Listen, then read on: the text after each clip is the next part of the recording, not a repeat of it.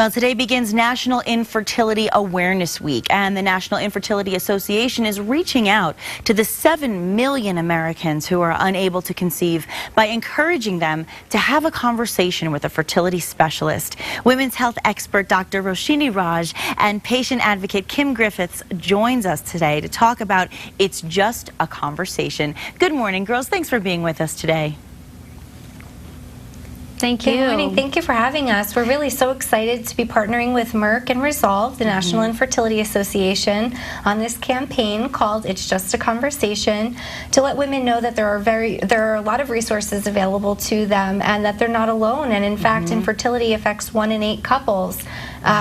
You know, they're struggling with this, so they can really find some resources for them, and also visit fertilityguide.com. They can find a list of questions to ask the fertility doctor, and also there's a fertility specialist locator as well. Well, you said 1 in 8 couples, and that really is a staggering statistic, and it's a reality check for so many people who think, oh, well, I'll have a child one day, I'll have a child one day, but it's not always as easy as they'd like it to be. So when should a couple seek help?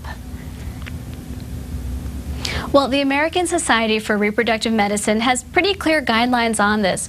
If you're over the age of 35 and you've been trying to conceive unsuccessfully for more than 6 months, or if you're under 35 and you've been trying for more than a year, then it may be time to seek help from a fertility specialist. And many couples are not aware of those guidelines. That's part of what we're trying to do today, is raise awareness. And if you go to fertilityguide.com, you can take a quiz to find out when it's time. But you really want to have that conversation sooner rather than later, because when we're talking about fertility and fertility treatments, time is absolutely of the essence. Well, Dr. Raj, let me ask you this. Why do many couples hesitate to seek the help of a fertility specialist? What's the hesitation about? Well, I think there are many factors. Number one, it can be a very emotionally, difficult and stressful time for a couple. They may not want to fully accept that they've reached that point. They want to keep trying because they don't want to give up hope, quote unquote, on conceiving naturally. There's a lot of embarrassment for some couples, for women in general. So I think they don't want to talk about it with friends or family, and they don't realize that it's a common problem, so they feel very alone.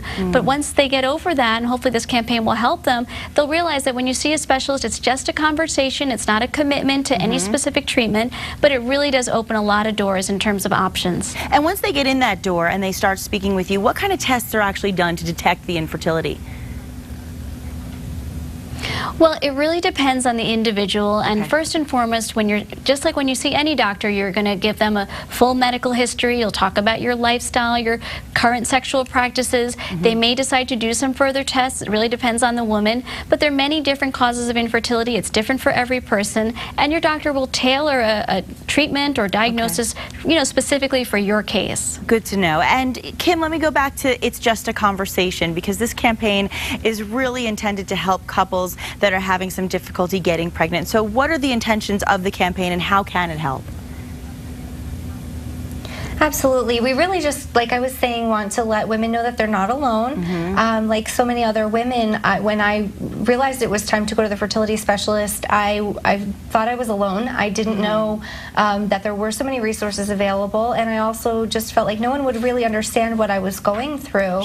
But the fertility specialist really turns out to be such an important ally for you in terms of your treatment, and I was successful. I do have 1-year-old twins. So really, and everyone's case will vary, of course. We hope that everyone can be successful, but the sooner they address it, the better.